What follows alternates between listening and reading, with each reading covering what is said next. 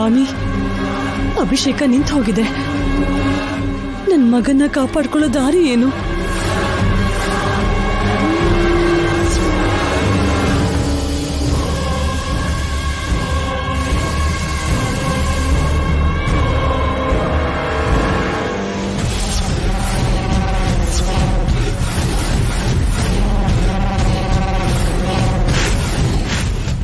ಯಾವುದೇ ಪರಿಸ್ಥಿತಿಯಲ್ಲೂ ಪೂಜೆ ಮಧ್ಯದಲ್ಲಿ ನಿಲ್ಲಬಾರ್ದು. ಇಲ್ದಿದ್ರೆ ಅನಿರುದ್ಧನ ಪ್ರಾಣಕ್ಕೆ ಕುತ್ತು.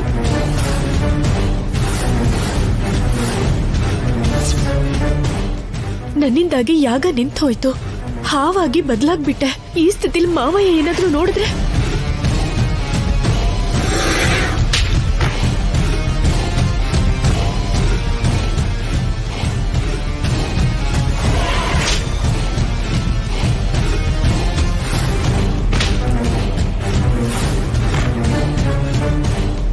ಏನಾಯ್ತು ಅರವಿಂದ? ಅಭಿಷೇಕ ಮಧ್ಯದಲ್ಲಿ ಯಾಕೆ ನಿಂತೋಯ್ತು?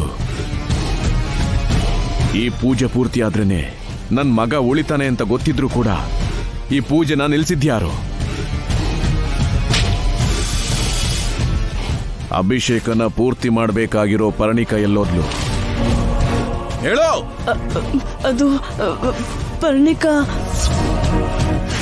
ಪೂಜೆ ನಿಲ್ಸ್ಬಾರ್ದು ಅಂತ ಹೇಳಿದ್ನಲ್ಲ. ಅಭಿಷೇಕಕ್ಕಿಂತ ಮುಖ್ಯವಾಗಿರೋ ಕೆಲಸ ಏನಿದೆ ಪರ್ಣಿಕಾಗೆ? ಎಲ್ಗೋದ್ಲು? ಅದು ಪರ್ಣಿಕಾ ಕೋಣೆಯಲ್ಲಿ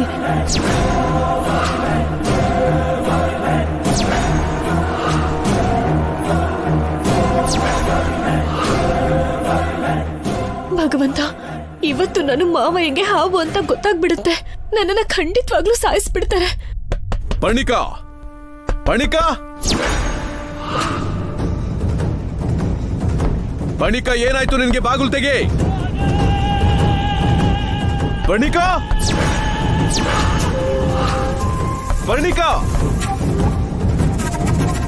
ಅಮ್ಮ, ಪುರೋಹಿತ್ರೆ, ಇಲ್ಲಿ ನಡೆದಿದ್ದು ಅವ್ರಿಗೆ ಹೇಳ್ಬೇಡಿ. ಅವ್ರ ಕೋಪ ನಿಮಗೆ ಗೊತ್ತಲ್ವಾ? ಚಿಕ್ಕ ಹುಡುಗಿ ಅಂತ ನೋಡ್ಕೊಳ್ದೇನೆ ಅವಳನ್ನ ಸಾಯಿಸ್ಬಿಡ್ತಾರೆ. ಆಯ್ತಮ್ಮ. ಪರ್ಣಿಕಾ, ದಿನ ಈ ರೀತಿ ನರ್ಕ ಅನುಭವಿಸಿ ಸಾಯೋದಕ್ಕಿಂತ ಮಾವಯ್ಯನ ಕೈಲಿ ಒಂದೇ ಸಲ ಸಾಯೋದು ಒಳ್ಳೇದು. ಅದು ಏನಾಗುತ್ತೋ ಆಗ್ಲಿ.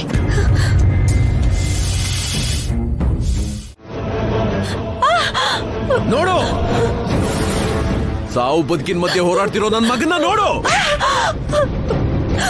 ನಾನ್ ಪ್ರಾಣಕ್ಕಿಂತ ಹೆಚ್ಚಾಗಿ ಪ್ರೀತಿಸೋ ನನ್ ತಂಗಿ ಹೆಸರನ್ನ ಹಾಳು ಮಾಡ್ಬಿಟ್ಟಿಯಲ್ಲೇ.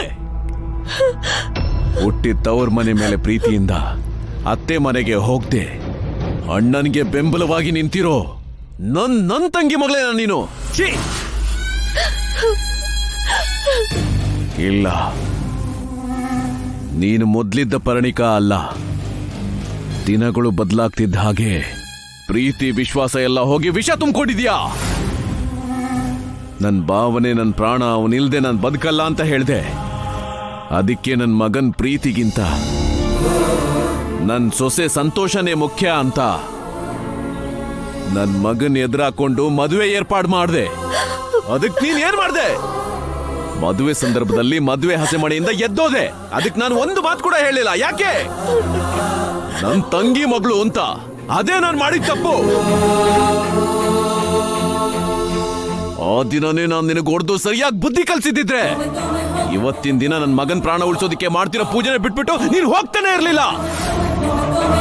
ಇದೆಲ್ಲ ನಂದೇ ತಪ್ಪು.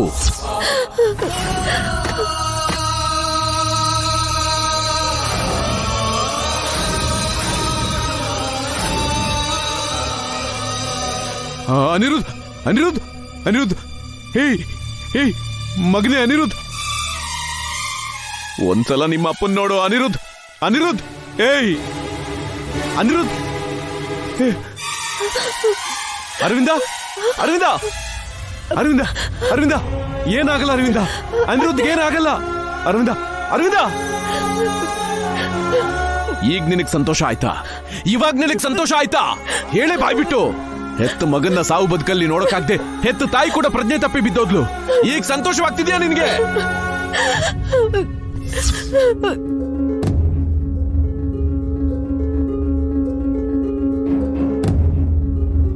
ಅನಿರುದ್ಧ್, ಆ ದೇವ್ರು ಯಾಕೋ ನಿನಗೆ ಇಷ್ಟೊಂದು ಕಷ್ಟ ಕೊಡ್ತಿದ್ದಾನೆ.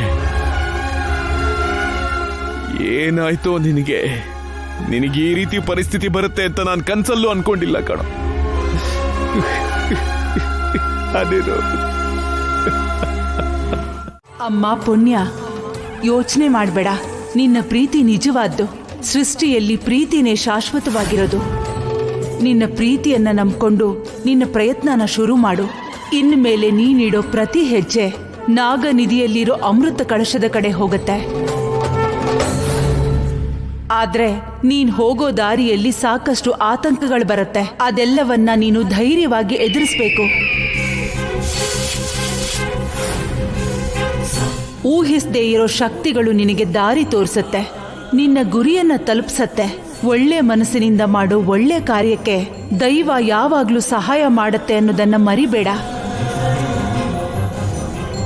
ನಿನ್ನ ಪ್ರೀತಿನೇ ನಿನ್ನ ಆಯುಧ.